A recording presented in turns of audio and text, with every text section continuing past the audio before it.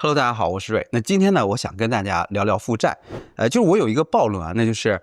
债务是人生最大的奢侈品。那这句话不是一个夸张的比喻，而是我这几年越来越深的一个体会。3年前我做过一个视频啊，提醒大家要小心负债。结果有人说我在妖魔化负债。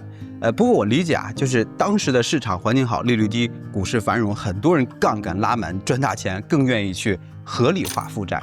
你比如有人说，几乎没有一个富人没有负债，几乎没有一个穷人有勇气负债。又比如多伦多有观众说啊，只要五大行肯给他贷款，他就继续买房，甚至抵押房子借钱炒股，并用各种计算来证明它的可行性。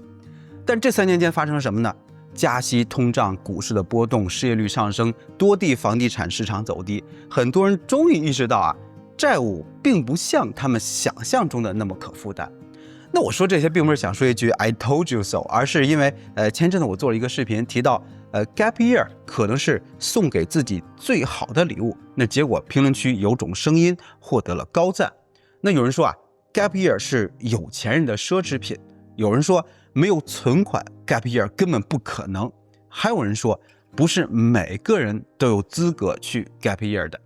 那我理解这些观点，但我想告诉你，真正让自我探索变成奢侈品的，不是没钱或收入低，而是负债。所以3年后我再聊负债，我想告诉你关于负债你必须知道的3个真相，帮你理解为什么负债可能是我们人生中最大的奢侈品。第一个真相 ，Debt limits action， 债务会限制你做正确的事情。那我在之前的视频里提到啊，这个说法来自美国资本史。那作者举了南北战争的例子，南方坚守奴隶制一个重要的原因啊，是他们因为购买奴隶而背负了巨额的债务。那奴隶当时既是生产力，也是地位的象征，有点像今天的豪车、豪宅。人们争相购买，价格飙升，形成泡沫。在内战前夕呢，一个奴隶的价格相当于现在的4万美金左右。那一个农场主可能会买10到30个，差不多要花40到120万美金。所以大部分人都背了巨额的贷款，让他们解放奴隶，就等于让他们把房子无偿的送给社会，还要继续还贷款，那肯定不愿意啊。而且背后还有银行、投资人、金融和服务业等复杂的利益交织，所以废除奴隶制不仅是关乎人权，也意味着对南方金融系统的毁灭。那大家都明白啊，解放奴隶是对的，但债务限制了他们去做正确的事儿。那美国历史上还有类似的案例，你比如我们小时候课本里提到，大萧条期间资本家把牛奶倒进河里的故事，很多人批判他们贪婪残忍，宁可把牛奶倒掉也不给穷人喝。但另一面是啊，这些所谓的资本家其实是负债累累的奶农，那牛奶过剩导致价格下跌，那没有利润就没有办法去还贷款。他们当然知道这样做很荒唐，可债务让他们别无选择，限制了他们去做正确的事情。那也许历史案例让你觉得遥远，那我们就看看现代。假设你对现在的工作深恶痛绝，被领导霸凌，加班到深夜，还让你去做违背道德或法律的事儿，严重影响身心健康和家庭生活，那正确的决定就是赶紧辞职。如果你负债累累，你就根本无法行动。那英文里有句说法叫做 do the right thing， 那我认为对应的中文就应该是王阳明的致良知，知行合一。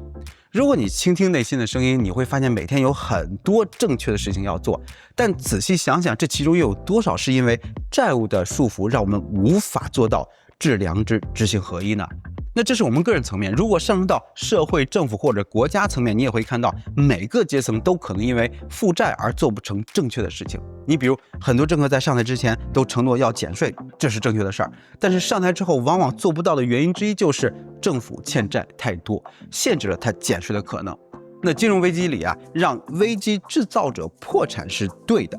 但是因为层层债务绑定，大而不能倒，那政府就只能去救市，甚至去控制资产的价格，防止崩盘。同样的，如果一个国家里中产阶级普遍负债，那么在公共政策或选举中呢，也会倾向保护自己，不至于被贷款压垮，而不是投向真正符合内心的选项。我们往往以为是既得利益者在阻碍改革，但往往忽略了既得负债者也可能成为帮凶。所以债务限制了做正确的事情，而对一些人来说，债务也在重新定义正确和错误。那我并不是说没有负债的人就一定会去做正确的事情，也不是说所有的错误都是负债造成的。但是你必须要知道啊，债务会限制行动，它让你在无意识中被它绑架而陷入尴尬的困境。第二个真相 ，Debt limits options， 债务会限制选择或者说限制可能性。那么在第一个真相里啊，引用了美国历史上的例子。那现在我就聊一个正在发生的案例，那就是近几年广受关注的走线现象。那网上有很多相关的纪录片跟采访，很多人把它背后的原因归结为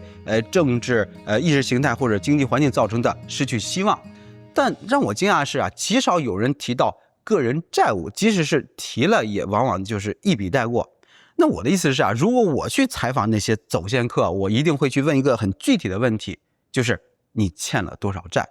那这并不是说要去断定他们完全是为了躲债才走线，把所有的责任都推给他们，或者说否定其他的原因。我只是想说，我有理由推测，背负巨额债务的人在他们当中绝非少数，因为历史告诉我们呢，无力承担的负债是为数不多的能够让人冒生命危险迁徙的原因之一。这是因为当债务变得无法承受，它就剥夺了所有的选择权，没有选择也就没有希望，人们因此才会不顾生死的去逃离。那为什么选择权如此重要呢？那我特别喜欢的作者Nassim Taleb 写了一套5本的这个丛书，叫做 Uncertainty，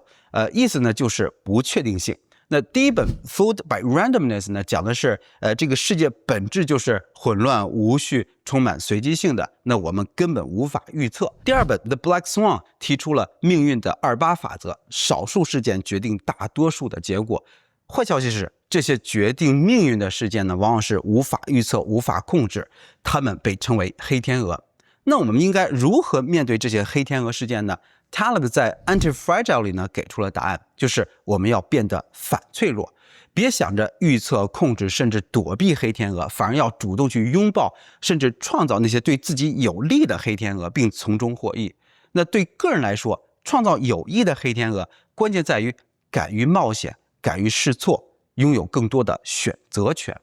那 Taleb 有丰富的金融交易经验啊，他把选择权比作期权，具有非对称性。只要你能够承担得起试错成本，你不需要次次正确，只要对一次，那收益呢可能就是巨大的。而失败时啊，如果损失在可承受的范围内呢，你就能够去复盘教训，为下一次做好准备。这才是从少数随机事件当中获利的关键。不过冒险的前提是啊，成本是可控可负担的。如果一次失败就满盘皆输，就没有办法试错。那这个成本呢，取决于你的安全边际。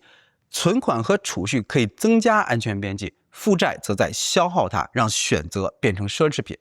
那我之前分享安全边际的视频里啊，提过我年轻的时候啊，家里特别穷，拿着全家的积蓄出国闯荡，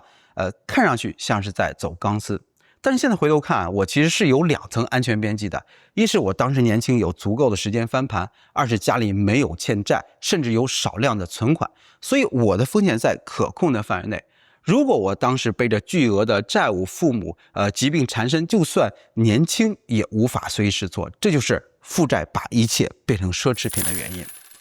那视频开头里提到的一个留言说啊，没有存款 gap year 根本不可能。那我部分同意，那停1年没收入，你确实需要存款，但很多人可能高估了你所需要的数字。尤其年轻的时候，你也不一定完全放下1整年，你甚至都不必辞职，你只要利用业余时间来进行探索，也能得到成长。但一旦你有债务啊，这些选择就会变得困难，你甚至无法控制自己的业余时间。很多人攒不到钱，并不是因为赚得少，而是债务在不断消耗他们的收入，他们缺乏主动换工作的权利，改变生活方式的权利，也缺乏尝试新道路的勇气。因为当拥有负债时，即使你现金流充足，很多人也不敢去冒险和尝试，这是因为你的直觉告诉你，负债会让你变得脆弱。